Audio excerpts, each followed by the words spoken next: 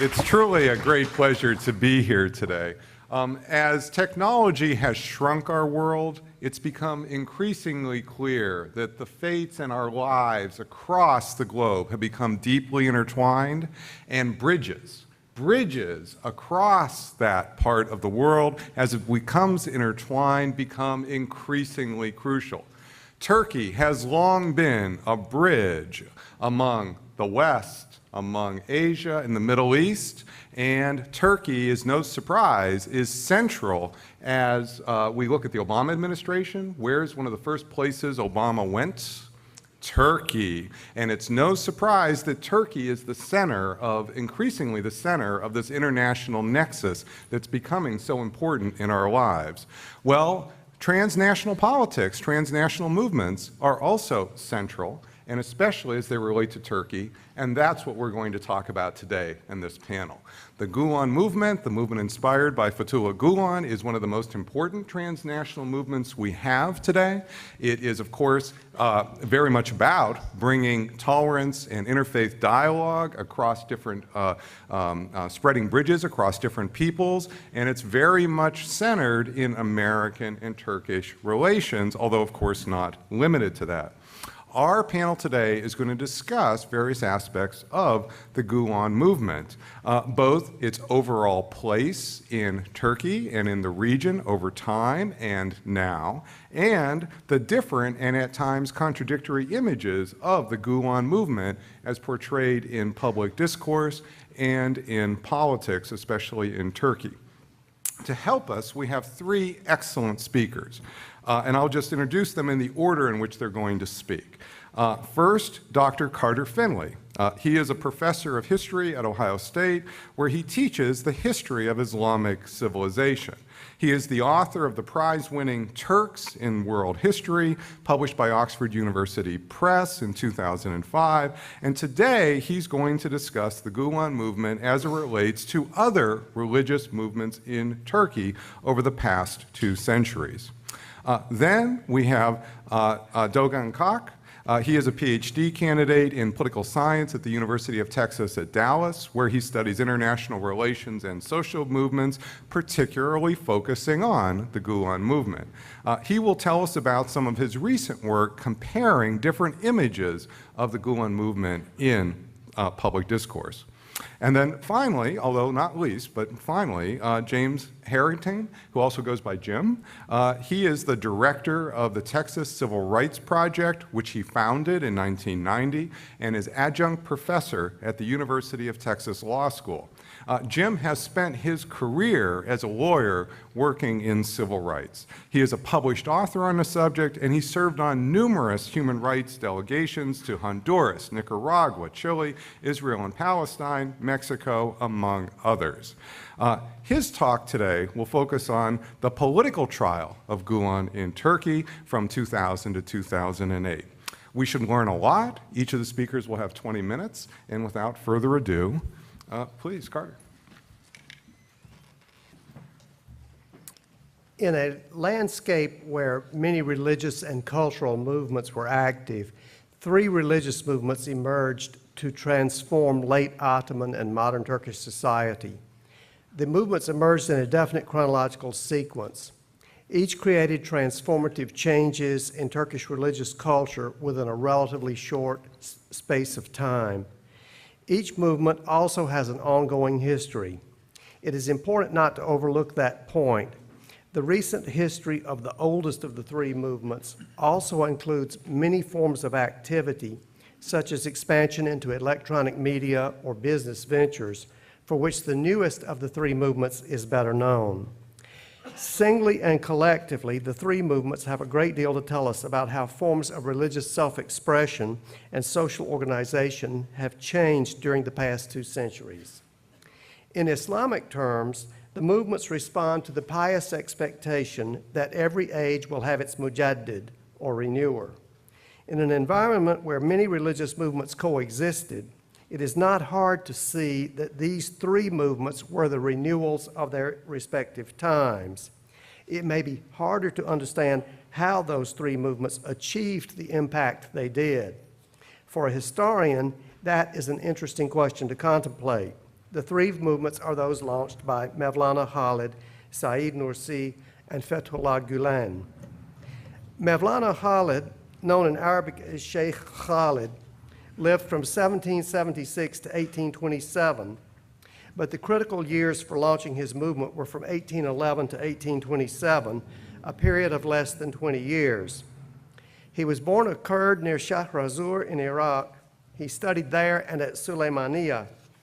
He was initiated into the Qadiri Rite, which was then the dominant order in Kurdistan. But he also went to India, where he studied with Shah Ghulam Ali of the Mujaddidi Naqshbandi order, which had been founded by Ahmad Sirhindi in the 1600s. The Mujaddid of the second Islamic millennium, that is, Ahmad Sirhindi is known that way. Mevlana Khalid's Indian sheikh both trained him to teach religious sciences such as tafsir and hadith, and appointed him as his deputy or khalifa to spread the Mujaddidiyya in Kurdistan. Mevlana Khalid's return to Iraq opened the most important phase of his career, the years from 1811 to 1827. However, the appeal of his new religious message disrupted the status quo for the local emirs and Qadiri sheikhs. Their opposition forced him to relocate to Baghdad and later Damascus. His expertise in the religious sciences also impressed the strict ulama. His impact as scholar and mystic won him acclaim, even from people who were not his followers, as the Mujaddid of his century. He also reportedly sent out 70 deputies or halifas who spread his teaching to Istanbul, which earlier waves of the Mujaddidiyya had already reached, and as far as Chechnya and Java. He found many followers among merchants and landowners. Many of his followers were Kurds, and the patterns of Kurdish labor migration to Istanbul helped him to broaden the numerical base of his following there. The Halidiye owed its success to many factors. Its founder was both a charismatic ascetic and a man of learning. Strict Sharia observance helped win support from the ulama. Speaking of Noor, we're getting some Noor right here, aren't we? The Halidiye owed its success to many factors. Its founder was both a charismatic ascetic and a man of learning. Strict Sharia observance helped him win support from the ulama. At a time when Christian missionaries were already upsetting intercommunal relations, even in Kurdistan, the missionary activities were already upsetting intercommunal relations, and nationalism was threatening the empire in Greece and Serbia. In a time like that, demands for strict Sharia observance encouraged Muslims and positioned the movement as a force for Ottoman reintegration. The Naqshbandi principle of solitude within society, Halvet der Enjoman, enjoined social and political engagement. In the late Ottoman Empire and modern Turkey, no movement has gained great influence without running into trouble with the authorities, and this was already true for Mevlana Khalid. He was able to allay Mahmud II's suspicions by ordering his followers to pray for the state. Neither otherworldly like some other Sufi movements, nor anti-Ottoman like the Wahhabiyya, the Halidiya thus became a force for Ottoman revitalization and reintegration. A central part of the order's appeal was its spiritual discipline. Like other Naqshbandis, Mevlana Khalid's followers performed their dhikr silently. To this, Mevlana Khalid added the practice of rabita, the disciples' meditative concentration on the mental image of his sheikh. Mevlana Khalid insisted that his followers concentrate on his image alone. That maintained the centralization of the order, at least until some later khalifas permitted their disciples to concentrate on their image instead. Performing their dhikr not only silently but often alone or in small groups meant that the Halidiya did not actually need tekkes, although it might use them as meeting places. Eventually, the Halidiya had more tekkes in Istanbul than any other order did, but paradoxically, the Halidiya was better able to live without tekkes after they were closed in 1925. All considered, it is not surprising that the Halidiya achieved sometimes great influence under the empire. Naqshbandis benefited especially from the attack on the Bektashis after the Janissaries were abolished in 1826. Factors like these enabled the Halidiye to figure as the most important religious revival movement in the Ottoman cultural space in the 1800s. Scholars studying the Arab provinces of the empire find as much evidence about Khalidis in Syria as those studying Anatolia and Rumelia. After the collapse of the empire and the founding of the Turkish Republic, the Halidiye faced new competition, but its growth and adaptation continued. Strict Sharia observance, the silent dhikr, which requires no meeting hall, and the principle of social and political engagement all helped the Halidiye endure. During the harshest phase of Republican laicism, some Naqshbandis in the East revolted. That's well known. What is less well known is that other Naqshbandis in the West applied for jobs in the new Directorate of Religious Affairs and thus colonized even the laicist republic's own agency for controlling religion. If the state was going to control the religion, well, then who should work for the agency that was supposed to do that? This is one of the weaknesses of corporatism. New forms of religious organization and cultural production emerged in the 20th century, and these are perhaps most visible in the case of the new religious movements of that time. However, the Naqshbandis also branched out into new ventures in a similar range of ways, from mosque congregations to business ventures, print, and electronic media. It is not surprising that the Turkish Republic's first openly religious prime minister, Turgut Özal, was a Naqshbandi. The man who next created disruptive change in Turkish religious life, Said Nursi, lived a long life, from 1873 to 1960. However, the disruptive change again occurred in a relatively short time span, in his case from 1925 to about 1944, when he wrote the vast collection of treatises known collectively as the Risale-i Nur, for which he wished to be remembered. He too is sometimes referred to as a Naqshbandi. However, the evidence indicates that he had read widely in the literature on both Sufism and the formal religious studies, but was neither the follower of an existing Sufi movement nor the creator of a new one. By 1925, when the Sufi brotherhoods were closed, not only laicists, but also many religious people in Turkey felt that the Sufi brotherhoods had outlived their usefulness and that it was time to move on. For Muslims in Turkey, there was an even greater problem, and that was how to find a place for themselves in a new society where everyone was assumed to be a Muslim, but the politics and attitudes of the ruling elite identified all religion with the lowest forms of superstition. Under the circumstances, what was needed was truly not a new brotherhood, but a new kind of leader who could guide people toward spiritual fulfillment amid the difficulties of modern times. Just at the moment when the early republic's top-down laicist policies were at their most aggressive, Nursi emerged to reassert God's sovereignty. His life story is a fascinating one, combining human quirks and eccentricities with austere asceticism and inspired vision.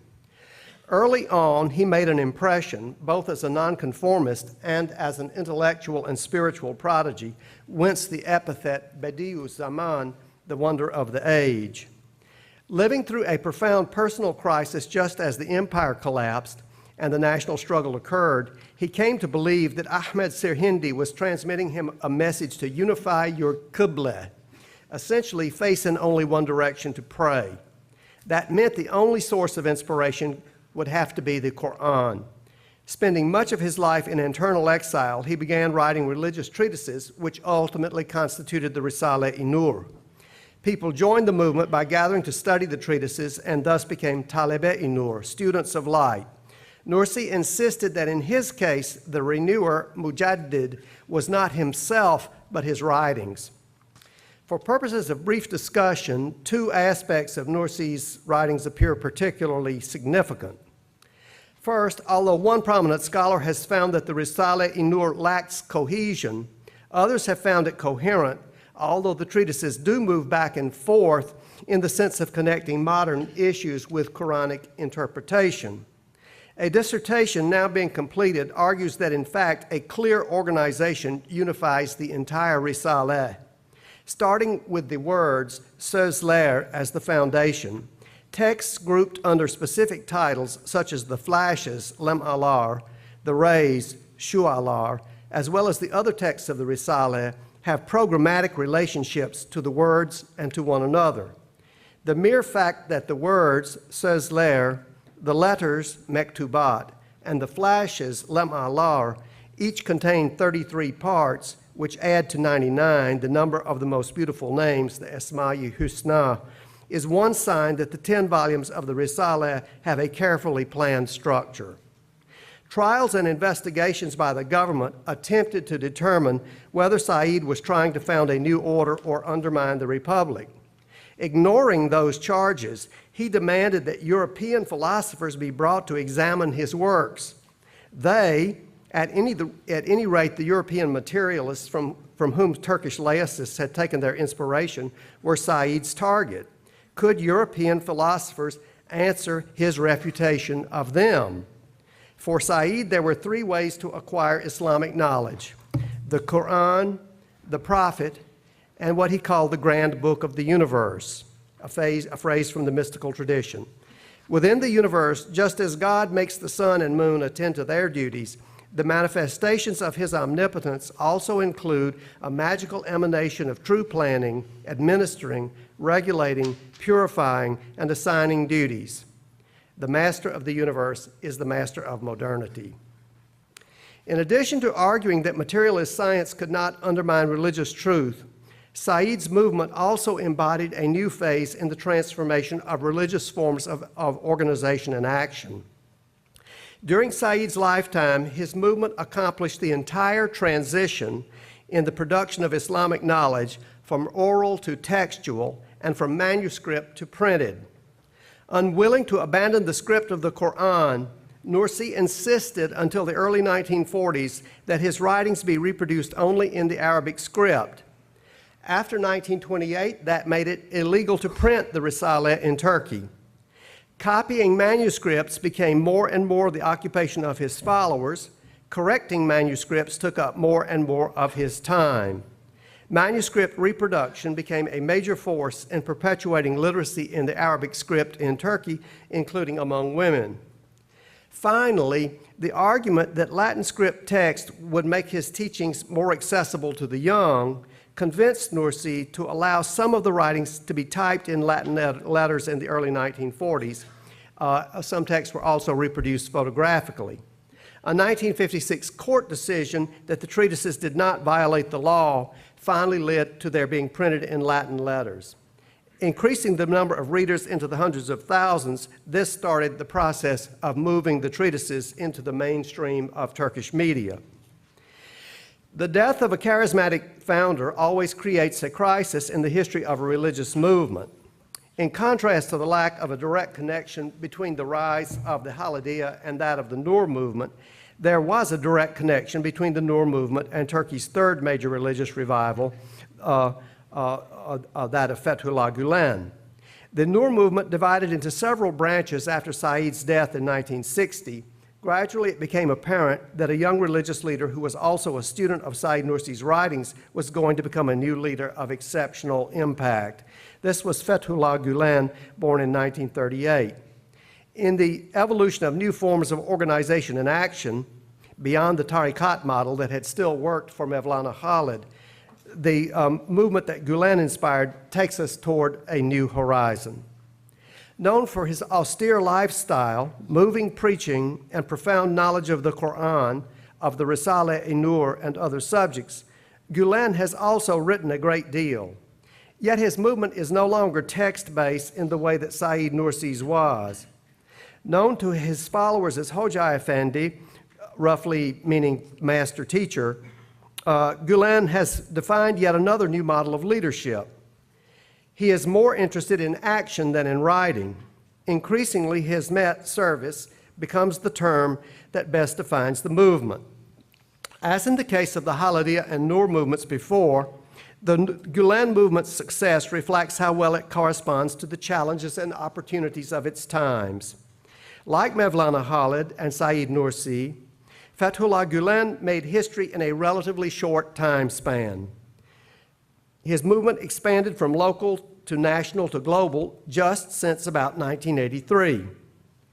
First, the new conditions created inside Turkey by Turgut Özal's decade of national leadership from 83 to 93, then the wider changes created by the Soviet collapse and the new era of globalization provided opportunities for the movement to expand.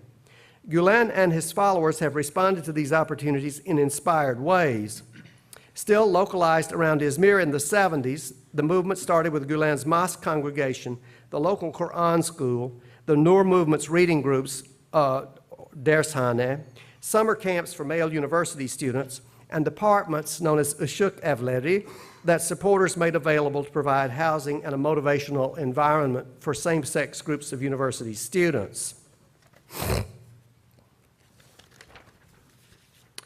After 1983, changes in the law on private foundations led many supporters to create new foundations, and the movement's decentralization facilitated a proliferation of initiatives, particularly in three fields: media, business, and education.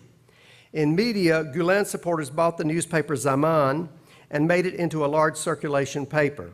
They founded many print publications and expanded into the electronic media with Samanyolu TV and Burj FM. Out of these efforts, the Turkish Journalists and Writers Foundation also emerged to communicate between the movement and the outside world. In the same period, leaders of Turkey's major religious movements also encouraged economic growth by persuading conservative families who distrusted banks and kept money in gold to put their wealth to economically productive uses. This is the same propertied segment of provincial society that had responded to Mevlana Khalid's movement over a century earlier. Some older firms, like the Ülker chocolate and biscuit firm, identified with the Gulen movement, and many new firms, associations, and foundations also emerged. These include the Turkish Teachers Foundation, the Türkiye Öğretmenler Vakfı. Provisions for housing university students also expanded on an enormous scale, to the point that the Akyazılı Foundation for Secondary and Higher Education owned hundreds of dormitories by the 1990s. The Light Işık Insurance Company was set up by the movement in 1995, and so was the Asya Finance Bank, which aimed to expand investment in Central Asia. There are, of course, myriads more examples like this, which some of the people in this room know better than I do. After 1983, it became possible to found private educational institutions. This quickly became the Gulen movement's best-known endeavor. In addition to vast numbers of secondary schools, Gulen supporters founded Istanbul's Fatih University in 1995, followed by universities in the capitals of all the Central Asian republics. By the early 2000s, Gulen supporters claimed over 1,000 schools in over 100 countries with religiously diverse student populations. By 2007, the movement claimed over 6 million members all around the world and was making itself known for its efforts to promote tolerance and interfaith dialogue everywhere. Like Mevlana Khalid and Said Nursi before him, Gulen's eminence as a religious leader made him a target of official attack and indictment in 1999 and 2000. As a result, he has still since lived in North America. He's absent physically from Turkey, but he's present everywhere thanks to the globalization of the electronic media. Okay, and now to conclude. During the past 2 centuries, 3 great renewals have transformed Ottoman and Turkish religious culture. A leader exceptional for his piety, learning, and vision launched each movement. At some point, each leader ran into trouble with government authorities suspicious of change that they could not control. These renewal movements won many followers, largely because they responded particularly well to the challenges and crises that Muslims were experiencing at the time, whether it was the 1820s, the 1920s, or the 1980s. In terms of their social organization and their means of propagating their beliefs, the movements differ notably, yet the differences fit together end to end, tracing a significant learning curve in religious history. For Mevlana Khalid, the tariqat model still worked as an organizational model. In his time, oral transmission and manuscript production still worked for the transmission of the movement's ideas and beliefs. By the 1920s, not only laicists, but also many religious Muslims thought it was time to leave the tariqat model behind. Said Nursi gave them a religious shield against materialism, and he gave it to them in the form of a prodigious body of writings. Those writings became the basis of a text-based movement which believers could join by studying and reproducing his works. Partly in reaction to the secularization of Ottoman print culture after 1908, Turkish-speaking Muslims now needed new media. In his lifetime, Nursi and his followers lived the entire transition from orality to textuality and from manuscript to print. And they did this with the enormous amount of writings he produced. Turkey's third great renewal movement, that inspired by Fethullah Gulen, has explored still other frontiers of social organization and cultural production, which we will be hearing about more and more. Excellent. Thank you very much, Carter.